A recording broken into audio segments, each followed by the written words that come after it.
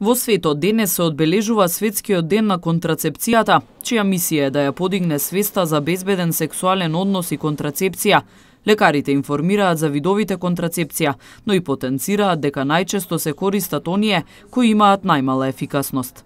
Прво е методот на пресметување и истовремено избегнување на плодните денови кај жената, односно избегнување на односи во тек на тие, да речем, критични денови, и методата на коитус интерруптус или прекинат однос, кога ејакулацијата е надвор. Сега овие методи се прилично несигурни, оти и самото пресметување на плодните денови и методот на коитус интерруптус прилично несигурно ја штитат жената од несакана бременост и од пракса секојдневно се соочуваме со млади пациентки кои што бараат терминирање прекин на таквата несакана бременост како последица на некоја од овие методи. Други методи кои што постојат се оралната контрацептивна метода или антибеби пилулите, понатаму механичката бариерна метода, тоа се презервативите и спиралите, кои што ние гинеколозите ги класифицираме во една посебна група, во една посебна категорија. Ова се најчесто користените методи за контрацепција. Ниедна од овие методи не е 100% ефикасна, па затоа се советува да, кога се планира да се користи некој од методите за контрацепција, да се направи комбинација на две методи, со што ефикасноста на самата контрацептивна метода се зголемува. Би се осврнала само на кратко, за да речем дел од овие, само за кратко да објаснам дека помеѓу населението, помеѓу популацијата, а за жал тоа е предизвикано или резултат заради тоа што и помеѓу колегите постои одбивност према употребата на антибеби пилулите, што е сосема погрешно, бидејќи антибеби пилулите се придобивка на 21. век, односно више подолго време се користат и представуваат еден од посигурните начини, методи за штитење, односно спречување на несакани бременности.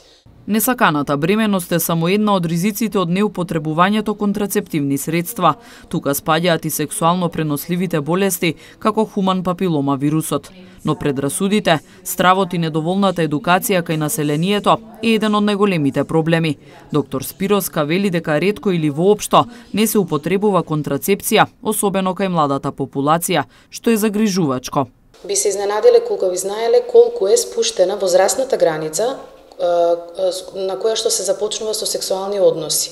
Мислам дека ни мајките, ни семејствата знаат дека децата се, баш буквално децата, се сексуално активни. Тие деца ни сами себе не се познаваат, нити пак знаат како да се заштитат. И тука велам, многу често, секојдневно си дозволувам да предам, освен во доктор и во педагог, кога не поканета воопшто нити прашана на тоа прашање, јас инсистирам на младите да им објаснам дека не е во ред, пример, 17 годишна девојка која што зад себе веќе има двајца партнери, е со актуелен трет партнер, да нити знае, нити прашува, нити користи никаков метод за контрацепција.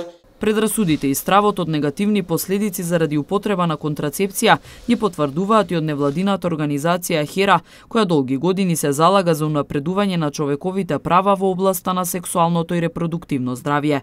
Од нивните истражувања се заклучува дека модерната контрацепција не е достапна за младите девојки и жени, особено за оние од сиромашните и социјално исклучените групи.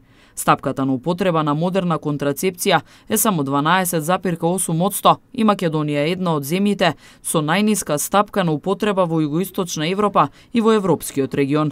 Цената на чинење пак е уште една значајна бариера за нивно користење. Дури најефтиното контрацептивно средство е недостапно за најсиромашните 40% од популацијата. Уште една пречка е и тоа што ниту едно контрацептивно средство не се наоѓа на позитивната листа на лекови покриени со осигурувањето. Доктор Спировска апелира да има што повеќе кампањи кои посебно ќе обрнат внимание на информирање на младата популација. Мора ние да реагираме, да не стоиме заглавени во минато време, туку да одиме во чекор со времето, како го диктираат тоа младите.